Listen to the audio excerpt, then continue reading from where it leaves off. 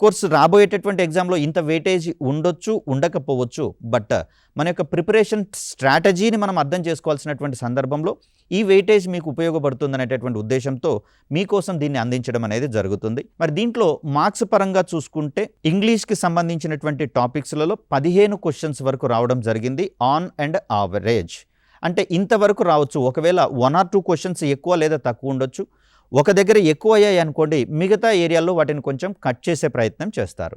ఇక reasoning point of view విషయానికి వచ్చేసరికల్లా 25 క్వెషన్స్ అనేవి మనకి ఇక్కడ ఆన్ అండ్ యావరేజ్‌గా కనిపిస్తూ ఉన్నాయి.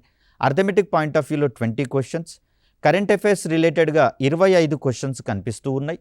జాగ్రఫీ పరంగా on and average 20 questions, general science point of వ్యూలో 20 క్వెషన్స్ మనకి ఇక్కడ కనిపిస్తూ ఉన్నాయి. అదేవిధంగా ఇండియన్ హిస్టరీ రిలేటెడ్‌గా 20 క్వెషన్స్, తెలంగాణ హిస్టరీ 15 క్వెషన్లు, తెలంగాణ మూవ్‌మెంట్ అండ్ స్టేట్ ఫార్మేషన్‌కి సంబంధించి 15 ప్రశ్నలు, అదేవిధంగా పాలిటీకి సంబంధించి చూస్తే 15 క్వెషన్స్, ఎకానమీ పాయింట్ ఆఫ్ వ్యూలో 10 క్వెషన్స్. ఇలా మనకు వెయిటేజీని మనము అర్థం చేసుకొని ఇందులో మనకు తెలిసినటువంటి టాపిక్స్ ఉన్నాయి, ఎక్కువ వెయిటేజ్ ఉన్నప్పుడు వాటితో మీ యొక్క ప్రిపరేషన్‌ని స్టార్ట్ చేయండి. ఎందుకంటే మానసిక సన్నద్ధత కూడా చాలా ముఖ్యమండి ప్రిపరేషన్ టైంలో.